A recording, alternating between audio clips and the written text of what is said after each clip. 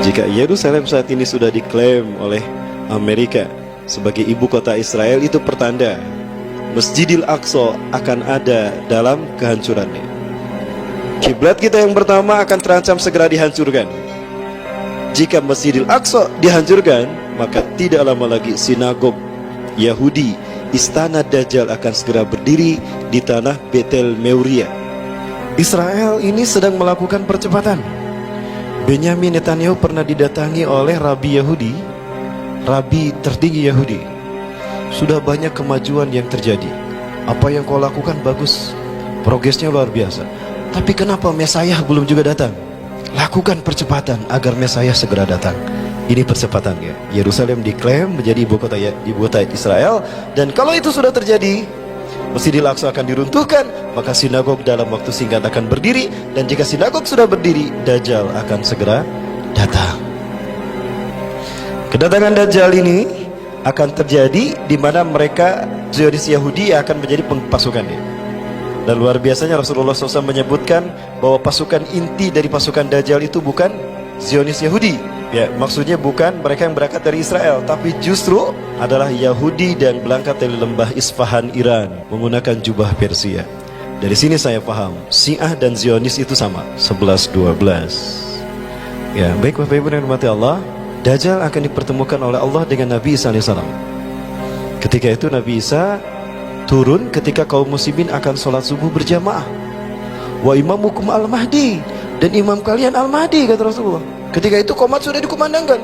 Di saat qomat dikumandangkan selesai, maka Al-Mahdi mengatakan sawu sufufakum, terus watarilu, luruskan rapatkan shaf kalian. Ketika sedang meluruskan shaf, turunlah Isa bin Maryam alaihissalam ala janahain malakain, memegang sayap dua malaikat. Idza yara al-ard yasqutu min ra'si syai'an kalma, yasqutu min ra'si syai'un kalma. Apabila beliau melihat ke bawah akan berjatuhan sesuatu mirip air, tanda beliau telah berwudu di langit. Wa idza yarfa ra'sa yasqutu syai'un min ra'si kalulu'il marjan. Apabila beliau melihat ke atas, berjatuhan sesuatu mirip mutiara dan mutu manikam. Wa inna tayyibu riha jasadi satasummu ila narfin nazar. Dan sungguh harumnya tubuh Nabi Isa akan tercium sejauh mata memandang. Dan jika orang kafir menciumnya, mereka akan mati seketika. Itu turun Nabi Isa, Imam Mahdi mengatakan, "Ta'al ya Nabi Allah, salilana." Mari Kang Nabi, imami kami salat. Imam Mahdi mundur. Ternyata Nabi Isa mendorong Imam Mahdi, "La taqaddam, hadhihi uqimat lak, tukramatul ila hadhil ummah." Kemuliaan yang Allah berikan kepada umat ini.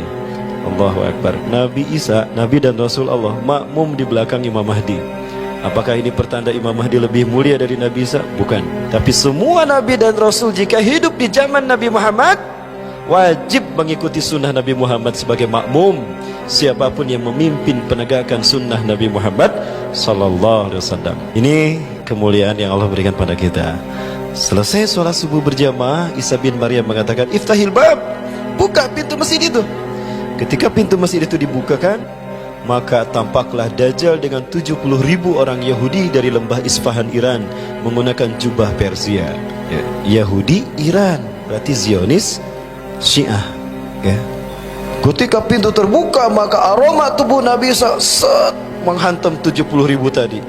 Mati semua tuh mereka. Tinggal Dajjal, dia merinding. Waduh, malaikat mautku sudah datang.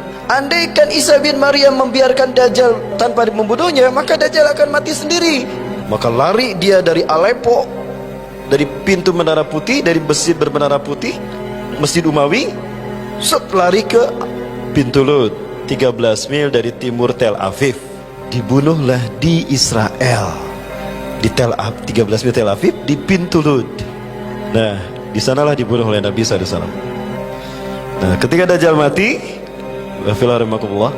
maka kemudian penaklukan dan penguasaan semua negara terjadi. Maka umat Islam kemudian menguasai dunia dan tentram sejahtera. Tapi masih ada satu lagi tantangan terbesar yang tidak kalah beratnya juga, yang dihadapi oleh kaum muslimin walaupun sudah ada Nabi Isa. Apa itu? Turunnya Ya'juj dan Ma'juj. Ya. Setelah umat Islam menguasai beberapa negara, Dajjal sudah dibunuh, kata Nabi Isa, hati-hati kalian, waspada kalian, Ya'juj Ma'juj akan segera datang. Maka kaum muslimin semuanya disuruh masuk bersembunyi. Ya. Fayanzilu sari'an min makanin ilatat. Ya, min khilar al-makan. Ya'juj Ma'juj turun dari segala penjuru dalam waktu yang sangat cepat. Set. Maka bangsa-bangsa yang tersisa di muka bumi habis dibantai oleh Ya'juj, bahkan dimakan. Alhamdulillah kaum muslimin sudah diperintahkan oleh Nabi Isa untuk masuk bersembunyi. Termasuk Nabi Isa juga bersembunyi. Semuanya ada dalam komando Nabi SAW. Tidak boleh ada yang keluar. Maka mereka bertahan mabit sampai malam tuh, tidak ada yang keluar sampai subuh. Di malam harinya Ya'juj Ma'juj berkata, semua manusia sudah kita habisi, tidak ada yang tersisa. Salah satu dari mereka melihat ke langit. Lalu dia menggerakkan tombaknya, lalu dilemparkan, dilesatkan ke langit, dan tombak itu kembali dengan berlumuran darah. Sampai tombak itu kembali dalam keadaan berlumuran darah. Ya, maka Allah menghukum Ya'juj Ma'juj dengan menurunkan ulat. Ribuan ulat jatuh dari langit, mungkin jutaan. Ulat-ulat itu jatuh ke punduknya, kan mereka melihat ungu ini, maka Rasulullah menyebutkan ulat itu jatuh di punduk mereka. Lalu ulat itu memakan Ya'juj Ma'juj sehingga mati berkelimpangan. Semua Ya'juj Ma'juj, tidak ada yang tersisa satupun. Setelah salat subuh berjamaah, Nabi SAW memerintahkan salah satu dari kita harus keluar. Dan aku meminta salah satu dari kalian keluar untuk memastikan apakah Ya'juj Ma'juj sudah pergi atau mereka menghilang. Salah satu dari mereka mengangkat tangan, saya wahai Nabi Allah, saya siap untuk keluar dan saya siap mati syahid berkorban untuk kalian semua. Maka orang itu keluar, dan ketika dilihat ternyata Ya'juj Ma'juj sudah berkelimpangan. Para sekalian, jumlahnya sangat banyak sekali. Maka umat Islam pun keluar, dan hari demi hari dirasakan dalam keadaan aman sejahtera. Baik, Ibu Filah rahimakumullah. Selain di dalam hadis Rasulullah SAW tadi yang diriwayatkan oleh Huzaifah bin Usaid, yang dari sahabat Huzaifah bin Usaid, yang diriwayatkan oleh beberapa ulama ahli hadis seperti Imam At-Tirmidzi, Abu Daud, Imam Ahmad, dan juga Bukhari Muslim tentunya. Di dalam Al-Quran disebutkan kata Ya'juj Ma'juj ini terkait dengan sosok yang sangat fenomenal, sosok yang mampu menguasai dunia dalam cakupan yang sangat luas, dari timur sampai ke barat. Dan sosok ini disebut dengan Kauniyah Zulkarnain. Ini adalah Kauniyah, kunyah, bukan nama asli.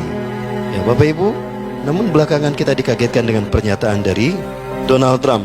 Bapak Ibu, Donald Trump mengatakan kalau Al-Quds ini akan Al-Quds itu sebutan kita. Kalau sebutan orang-orang Israelnya adalah Yerusalem.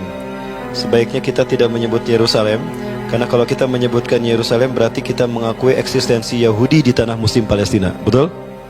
Maka kita sebut apa? Al-Quds. Ini adalah Yerusalem kalau dilihat dari udara. Inilah wilayah yang diklaim sebagai Yerusalem. Tidak ada artinya the New World Order tanpa Palestina, dan tidak ada artinya Palestina tanpa Yerusalem. Itu kata Israel. Maka Yerusalem ini adalah kunci bagi mereka untuk segera mendirikan sinagog Yahudi. Bapak Ibu yang dirahmati Allah, orang-orang Zionis Yahudi, mereka ingin mendirikan sinagog Yahudi pas di atas Masjidil Aqsa. Maka Masjidil Aqsa harus mereka hancurkan. Ya, Masjidil Aqsa jangan lupa, itu adalah kiblat kita yang pertama, Bapak Ibu.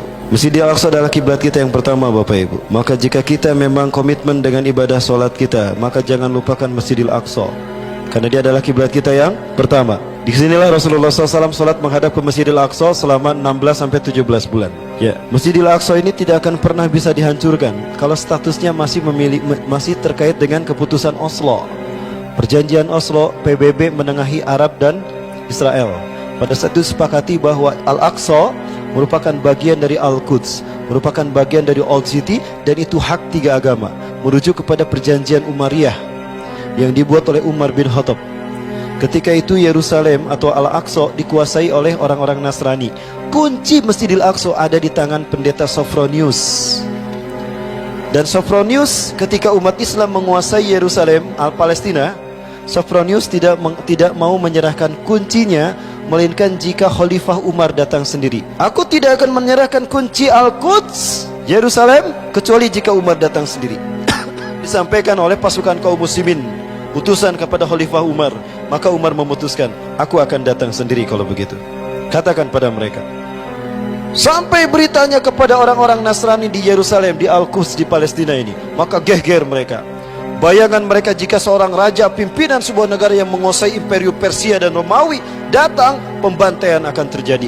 genosida akan terjadi, itu dalam benak mereka. Maka mereka takut luar biasa. Ketakutan mereka ini sampai kepada Umar bin Khattab. Nah, inilah yang melatar belakangi lahirnya perjanjian Umayyah. Kalau Bapak Ibu datang ke Masjid Al-Aqsa, wilayah sebelah sini nanti ada masjid dan gereja. Di sini ada masjid namanya Masjid Umar. Di masjid itu masih ada surat yang dibuat oleh Umar bin Khattab sebagai perjanjian Umayyah, yang isinya siapapun yang ada di sini hari ini, apakah dia Muslim, apakah dia Yahudi ataupun Nasrani, berhak tinggal di Al-Aqsa, di Al-Quds, di Old City. Tidak boleh ada peperangan satu sama lain. Jika ada peperangan berarti melanggar perjanjian ini, keluar dari Yerusalem, keluar dari Al-Quds. Kalau tidak, diperangi. Kemudian itulah isi perjanjian itu, dan itu kemudian ada dicantumkan dalam perjanjian Oslo. PBB menengahi. Maka apa yang dilakukan oleh Amerika melanggar perjanjian Oslo ini? Lupakah kita? Pengkhianatan demi pengkhianatan di tanah yang Allah muliakan, selalu diadakan azab kepada mereka. Baik, Bapak Ibu. Nah, inilah sinagog Yahudi yang sepakati Amerika dan Yahudi. Inilah kenapa Donald Trump mengatakan Al-Quds atau Yerusalem milik Israel, agar Israel segera membangun sinagog Yahudi. Tapi saya yakin Dajjal tidak akan pernah menginjakan kakinya di sini, walaupun sinagog ini sudah berdiri. Kenapa? Karena Dajjal tidak akan pernah bisa memasuki Masjidil Aqsa. Ada 4 masjid kata Rasulullah yang tidak akan bisa dimasuki Dajjal. Rasulullah menyatakan Dajjal akan datang dan dia akan menginjakkan kaki di seluruh dunia. Tidak ada satu jengkal pun tanah yang tidak diinjak oleh Dajjal, kecuali 4 masjid ini. Dajjal tidak bisa memasukinya. 1, Al-Masjidil Haram. Yang kedua, Masjid Nabawi. Ketiga, Masjidil Aqsa. Dan yang keempat, Masjid At-Tur di Sinai, tempat di mana Nabi Musa menerima wahyu pertama kali. Di sana dibangun Masjid Tur. Kenapa 4 masjid ini tidak bisa memasuki Dajjal, bahkan Ya'juj Ma'juj pun tidak memasukinya? Karena keempat titik ini dilindungi oleh malaikat yang dengan panah mereka siap-siap. Jika Dajjal datang, jika Ya'juj Ma'juj datang, maka mereka akan dipanah dan matilah mereka. Makanya 4 titik inilah yang menjadi tempat teraman ketika fitnah Dajjal muncul dan Ya'juj Ma'juj muncul. Baik Bapak Ibu sekalian, itu dulu barangkali yang dapat saya sampaikan. Lebih dan kurangnya mohon maaf. Apapun fitnah yang akan terjadi, jika kita berpegang teguh pada Quran Sunnah, insya Allah Allah akan melindungi. Itu kata Rasulullah. Pegang teguh Al-Quran dan Sunnah, maka tidak akan pernah ada yang bisa membahayakan kamu. Ya, itu nasihat Rasulullah kepada Abdullah bin Abbas. Itu artinya kepada kita. Terima kasih. Wabillahi taufiq wal hidayah. Assalamualaikum warahmatullahi wabarakatuh.